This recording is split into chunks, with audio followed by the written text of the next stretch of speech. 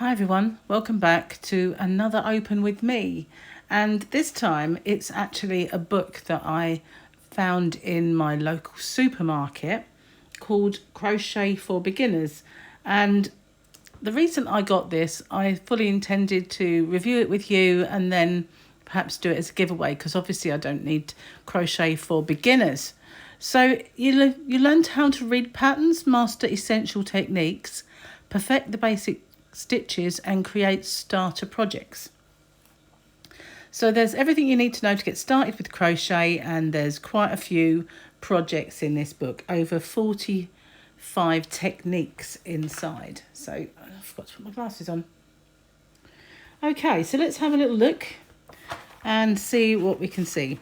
So this book seems to go from the getting started, which is all about yarns, crochet hooks, the kit bag, holding your hook and yarn, which, always feels weird when someone tells you how to do it. But a lot of people hold it differently to me. But anyway, there's tension, how to read a pattern, making a slip knot, making a yarn over, all that sort of thing. And then we've got the next step, like changing colours, and obviously the basic stitches are on this part. Going further, and then starting projects, and a reference and glossary. So let's see just how good they are at the basics then. So getting started, and there's all these little kind of quotes. A crochet hook can feel a bit unnatural in your hand at first, but you'll soon get used to the way it feels.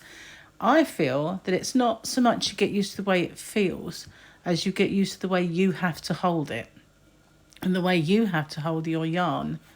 Because mostly when I see the way people hold their yarn, they're all individual, and it really depends what works for you. So we've got a bit about yarns, all the different yarns you can get, the yarn weights, goes through that, and then it goes through the different crochet hooks, the anatomy of a crochet hook. Now, I didn't know there was an anatomy, but there you are. You learn something new every day.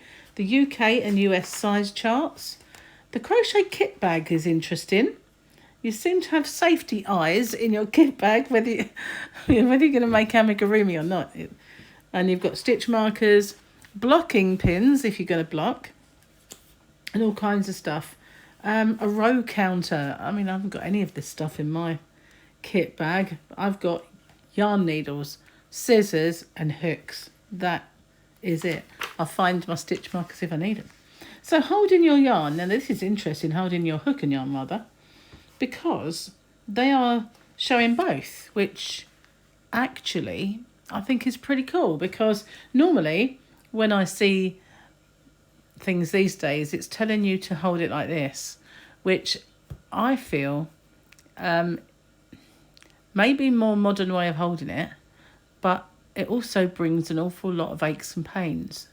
Whereas holding it like this feels weird at first, but you get used to it, and there's a lot less movements, a lot less stress. So it's the repetitive movements that cause all the aches and pains. So this is how I hold it, obviously, but not up there. I hold it kind of back here, and I don't loop my yarn around my index finger. So looking at that, there's crochet for left-handed people as well, which is not too bad. Then a bit about tension. We've all got enough of that.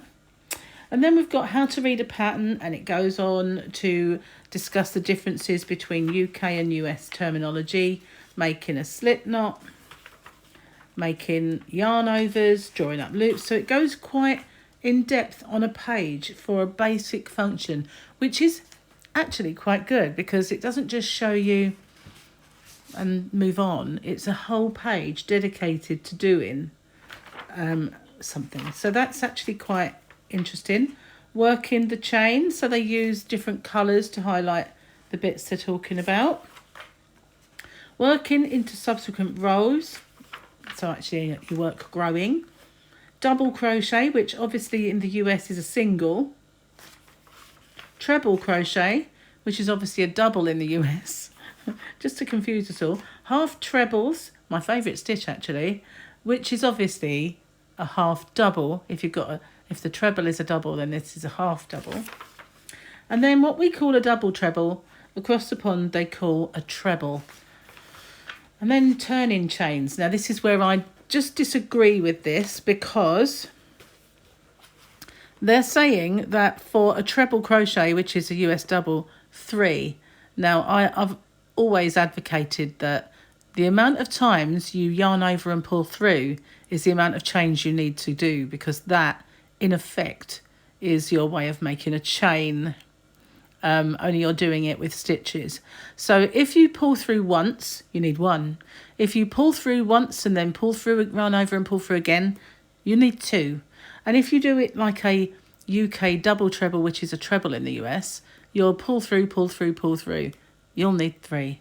So that's how I work it. So I disagree with that page there, and a lot of people do it, unfortunately. But as you can see, this is what it does. It makes that last one a curve. And your last stitch will be there.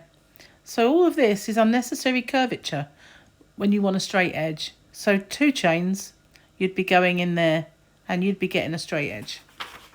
That's just my point of view. A slip stitch, identifying and counting stitches. And I see a lot of posts on Facebook where people say, I'm a newbie, can you tell me where do I go next? And they'll show a picture of it. So this is actually quite a good book. Fixing mistakes, frogging, frog, ribbit, and fastening off. Basic edging, weaving in ends. Oh, the bane of our lives, weaving in ends. So then you go on to the next step, which is teaching us more advanced techniques like stitches and increasing, decreasing in the round and all of those things. So here we go, changing colours. Well, that's a bit messy. Just saying. Reading charted stitch diagrams. That's quite invaluable. There's all the different symbols that you need to know when you're reading a chart. And then we've got increasing and decreasing. Starting in the round. And then it would show you, I just want to say they've stolen the way that I do my magic ring. I think this person must watch me. I don't know who wrote it, but they've stolen my idea. Working in the round and showing you how to do it and how not to do it. Is it this page or the next? You see, if you do it wrong, you get a hexagon. Do it right, you get a round. So there we go.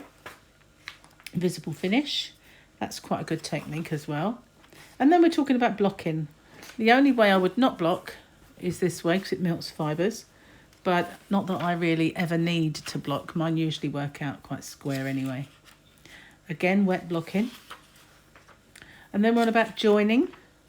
Joining our rounds. Oh, sorry, our seams, our rounds. There we go. And they've used different colour thread. So now we're starting to talk about different stitches. So we've got spike stitches and shells and fans, crossed stitches. I did a whole project in cross stitch once, and I was going to do a tutorial with this project and decided I didn't like it, so I got rid of it. Post stitches, chainless foundation. I use this a lot when I do my things like fingerless gloves. Linked stitches. Cluster. All the different clusters that there are. Popcorn stitch. And then we're on about motifs. Otherwise squares, I would say, on this particular thing. So we've got a solid square. Circle in a square. Granny square and granny triangles. I was thinking about making some granny triangles only a few days ago actually, because I was going to make a festival top, but I didn't really want it to end like this. I wanted to straighten it, so I thought of making a granny triangle to go in that.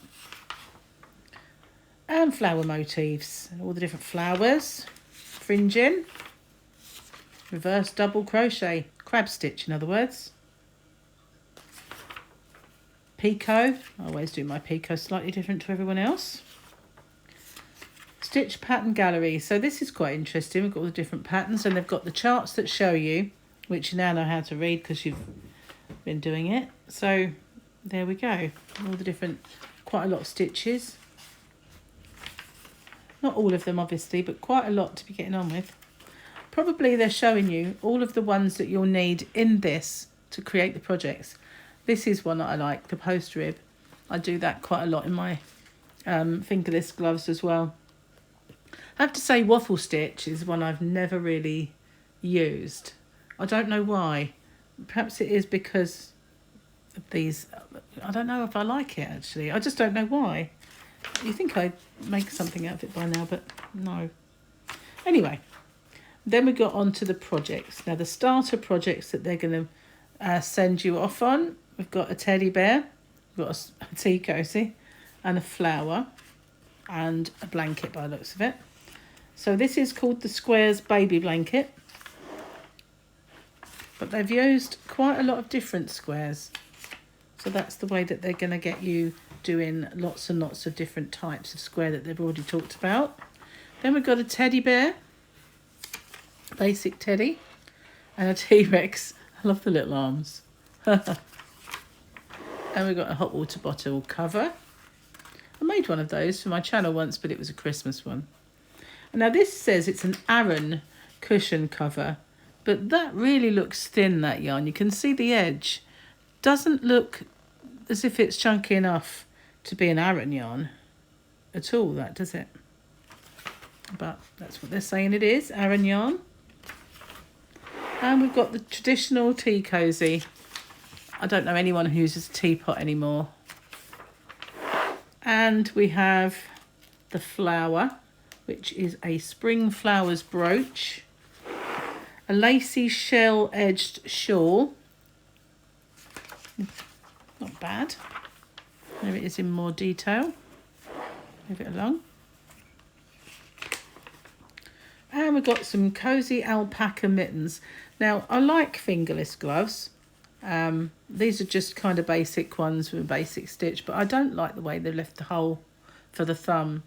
And I always make a little piece coming up for my thumb. I think it looks a little better on and feels nicer. Your thumb's not so cold. So we've got this honeycomb bell hat and a chunky scarf, a jumbo rib scarf, in fact. I've recently made a jumbo rib scarf, but I knitted the scarf and edged it in crochet. I like doing the little, what I call hybrid projects sometimes. So this is the glossary of terms and stuff that you need. And abbreviations. And that's it. So, what do you think? Good book? So this is really quite simple. And when I say simple, I mean, if you are a beginner, those things that they show you per page is actually quite simple. And I find the illustrations are nice and large. We'll move past that. I think I've probably gone too far. Have I gone too far? Here we go. The illustrations are quite big. That's just the holding now. I must have not gone far enough. Perhaps here we are. Yeah, if you look at the way they do it, you kind of, this is the right way, this is the wrong way. And so they're showing you quite in depth. I think that's quite good, actually.